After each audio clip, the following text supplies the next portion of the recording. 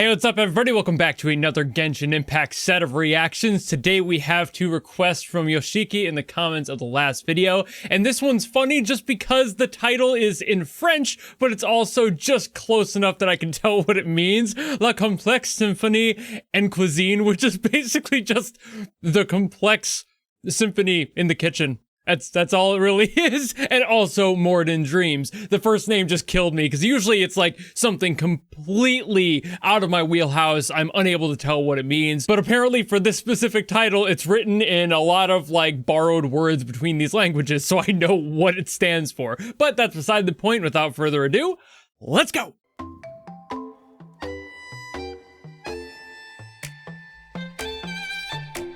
Okay. Oh, wait a minute. Oh, it's funky. What? A funk symphony, let's go. A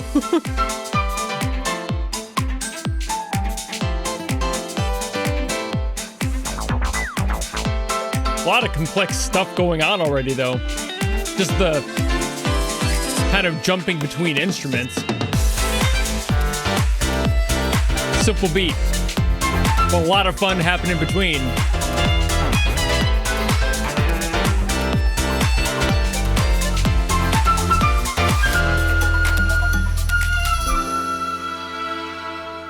Almost like the ingredients, each individual one.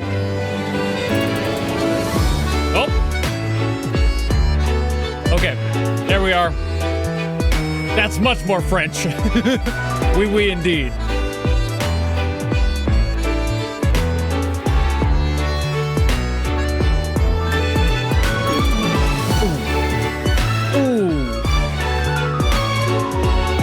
Ooh, that giant chromatic fall. Oh.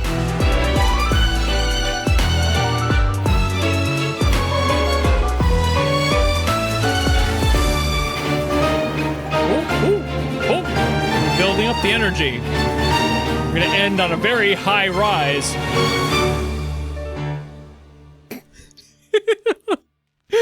Biddle-boop.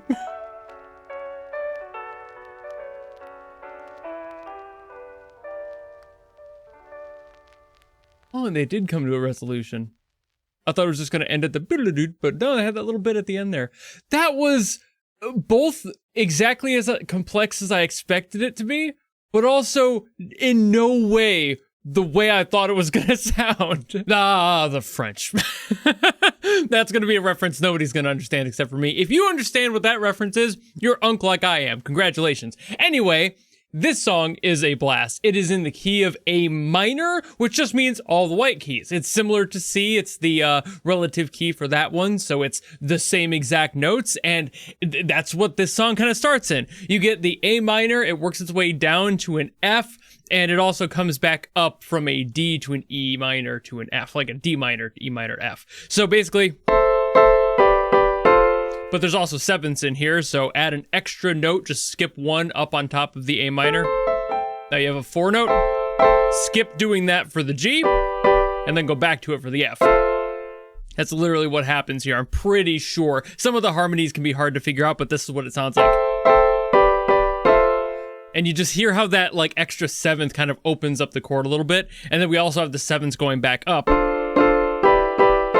And that's the bulk of the first part. Super fun. It's very like EDM dance, you know? So like that's kind of where the energy of the song goes. And there was a bunch of other stuff going on in there too. Those individual instruments just doing stuff, filling up space, just doing little flits, just kind of just doing whatever they want. You know, that wasn't an exact one, but just literally dancing around the white keys, having a good time, doing their thing. But that's the bulk of it.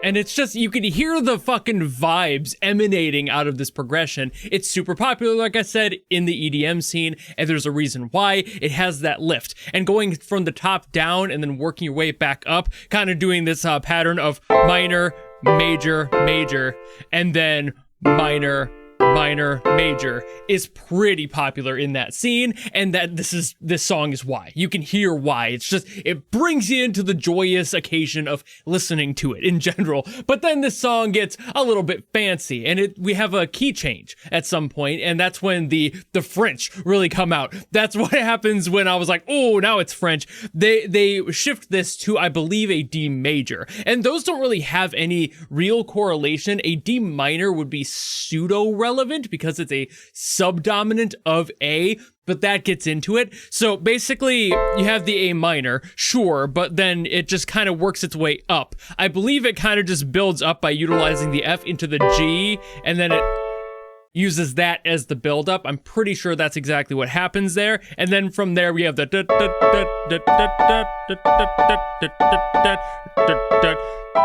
and it just kind of bounces around the D, the A, the E minor, kind of comes back in there. It kind of loops things together and links the whole song together. And that's more or less what's going on. We have a little bit of a C in there. We have the F and the G are still there too. So we just have some presence of the other key. That's why these kind of work together, even though there's no real relationship between them. The fact that the A and the D have a strong relationship in general is kind of what keeps this whole song harmonically working together, even though there was that transition into the new key. So it's just a matter of like how you do that is more the process there. Your chords do not have to really have any real relationship as long as they can, for some reason, work together. So if that is like this case where they share a lot of the same chords, so you can kind of utilize some borrowed aspects of both, that will come in handy. So if you're ever working on a song, do that if you ever want to do this sort of thing, especially in this way, because it's pretty simple to do it this way, and it doesn't start to dig into the complexities of having to share a bunch of like weird stuff like flat minors and everything. It's way too complex for somebody who's just kind of doing a song, you know, most times at least. If you're doing that, I assume that you're like in music school and you know what to look for in those contexts. But if you're just a self-made composer, do this sort of thing if you want to do it. Find two keys and you want to have a key change, you want to have that moment in your song, make sure they share enough chords that you can actively move to it without it sounding weird. But yeah, for most of that, we just kind of bounce around the D, the A, we do have the C in there like I mentioned, the B minor is in there as well. That's one of those like connector chords to get from here to here and back. It just feels right. And you can also go into C. So like there's ways to work around this. Again, the E minor is another good one for connection if you're working your way up, like trying to go to the G or something in that same key. So there's ways to work this out. So again, you can do this, you just have to be careful. So if you're going like D, D, A, B, B, and then you come up here and do like G, G or something, like going from B minor to G kind of works, you know, it feels kind of right. And that's something that happens again at the end of the song. Not that exact thing, but the lift in the song, the whole, like, it feels like it's going into something else, and it kind of does, but it doesn't ever move to the next key. We get this ending that's just, it moves up to an E flat, which does not work in the key of D. And you can hear how those kind of just don't line up, really, but that's exactly why they're doing it here. It's a fanfare sort of approach to music, and keeping this sort of like hold on the track makes you go, ooh, there's something else coming. There's something else that they're about to do. And in this case, they don't really do much with it. They just move up to a F sharp, and then they just kind of finish it off by going all the way up to the next D. The thing is here, though, that they move up so high for the octave that I can't do it on my tiny keyboard. So I'm gonna move down here, but basically they go into the D at the end. So like you get this F sharp here, and then it goes with the octave of the two Ds there and filling out that chord on the bottom. So at the end of the song, you get exactly what you need for that fanfare to line up. You know, it just kind of lifts you. It brings it up between this octave. That just makes the entire song end on that higher note. There's a lot more to that entire chord, basically that whole sequence there, that adds more depth to that relationship, but that's a very stripped down version of what they did there. And that sort of a change is something that makes the song go from, oh, this is fun, to, oh, there's culture in this. It goes from the dancing, the whole like EDM vibe of it, brings you into like the more French Riviera sound, and you're like, ooh, ooh, beautiful. I love this. I love the accordion being included there. Of course, you got to include the accordion. It's French. It's kind of their thing. But then also ending on this giant lift of the song going like, and here's the big finish. You know, you have to have that dramaticism with it. And it makes the entire song feel that much more alive and bright and reflects the character really well. Because like now I know Escoffier pretty well. I've seen her. I've played her a little bit, at least in the test run. So I'm aware of how her vibe is. And yeah, this song fits 100%. But I do need to get to the other one. So let me do that.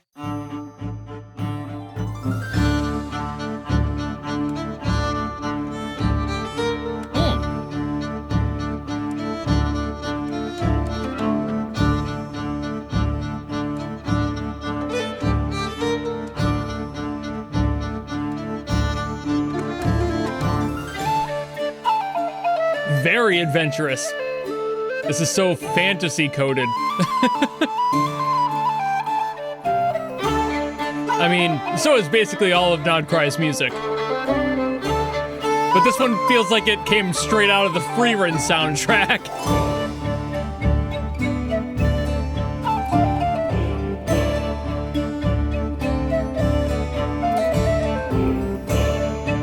Man.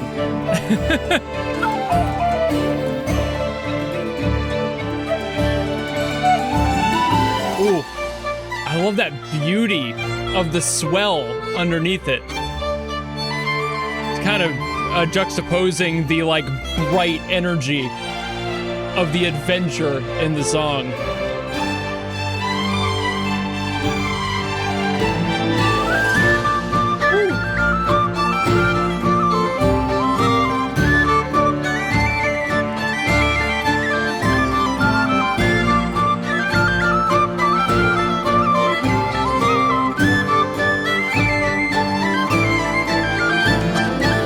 Vibing. It's just so fun.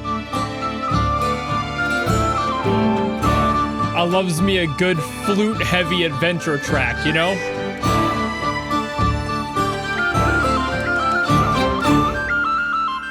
I get a little bit more nickel harpa in this one as well. They love doing the nickel harpa in this area, and I love that they do it.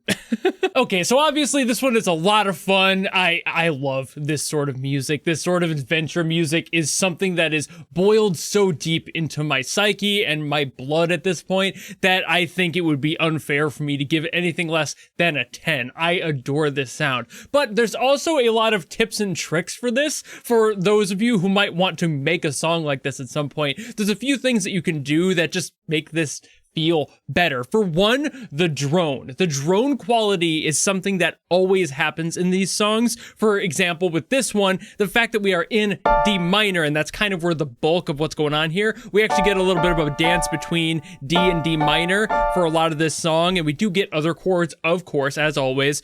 But with this one, you have D minor, right? D, F, A. That's a D minor. But in order to do that drone, you want to go down an octave or two, most likely, but I only have the one to work with here. For this one, it's the A, because if you remember the D minor, A. Drop it an octave or two, now you have your drone. That just sits there, basically the whole song. You can move it, usually in fifths, because it's a perfect fifth, and it works that way, so drop it down to the D if you're gonna do that. Remember, DFA, A, D. You kind of keep yourself rooted in these notes for drones. You keep them in the top and the bottom of the triad of chords that you play. So here's the thing, right? When you have that, you can move it around, like I mentioned, but if you move the entire song, you don't necessarily need to move the drone as long as the chords stay the same or the key stays the same. So if you have something that's just kind of rocking on the D and D minor there, you can keep this shit on droning D and A the whole time. Just literally lock into those, you'll never have any problems. Again, if you move the entirety of the song like down, if you were to do the same thing with like C and just kind of sit there on that, same kind of rule here.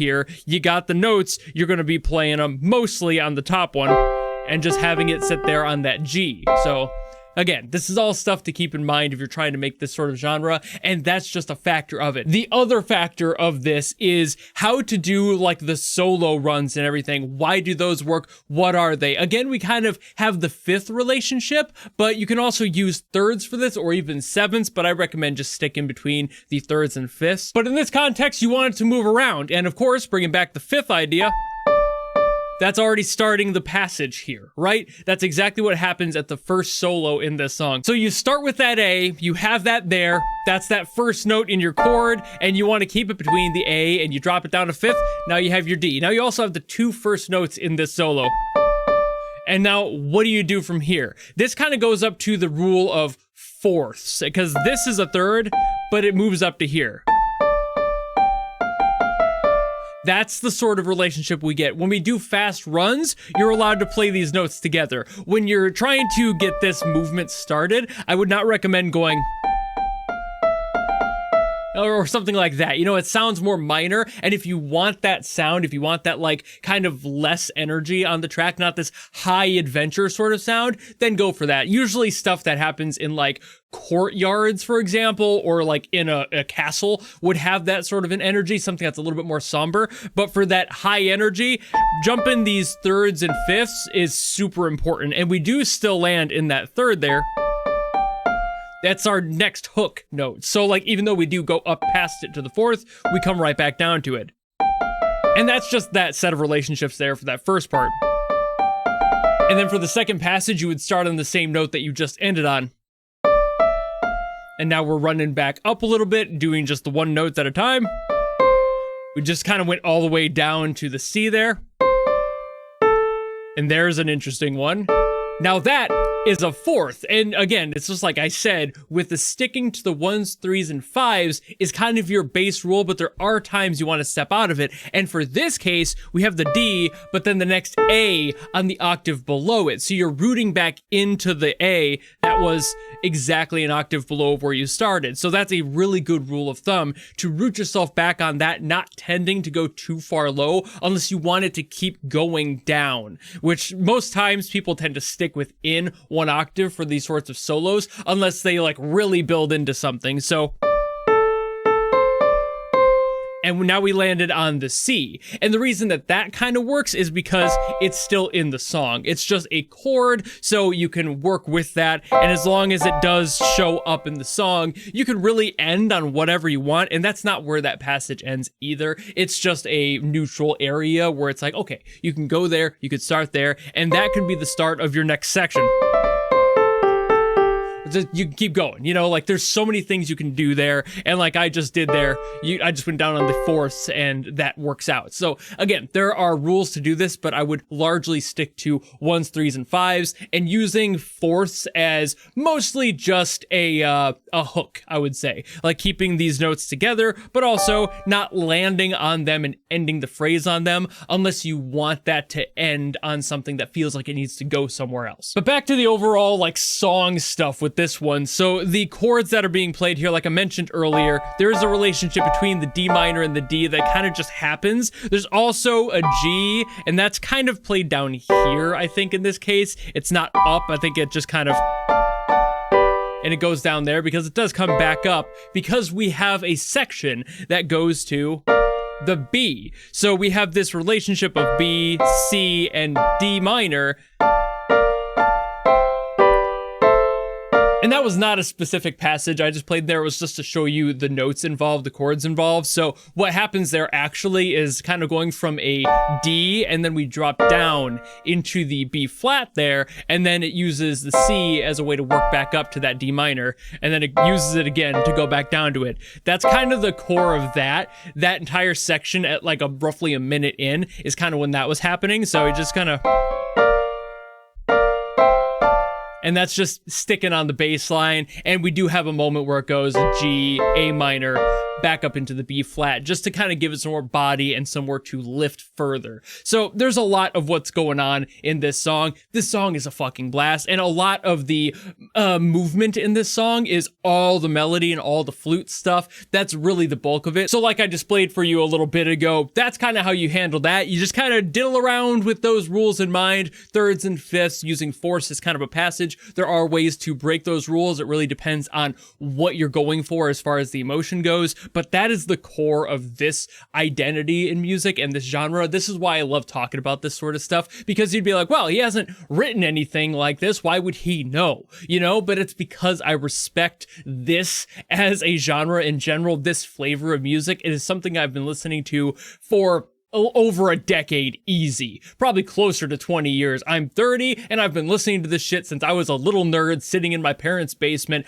on a crappy computer in like 2007. So I've been hearing this genre my whole life. I'm an OG RuneScape player. All right, I've been hearing this genre of medieval fucking adventure fantasy bullshit my entire existence, and I've always had a firm love for it. So I've done my research over the many years I've been interested in music, and albeit only recently I'm able to share that with you and explain why some of this stuff works together, it's still a factor of my life that I've always loved. So this is what you can do with it. Take the advice I've given you, run with it, make more adventure music, do some shit for your D&D campaigns. It's a fucking blast. If you're messing around in music creation or composition at all, this is a genre that will teach you so much about how to have fun with the boundless energy that music has. And it makes you kind of look at it as like, I can contain this.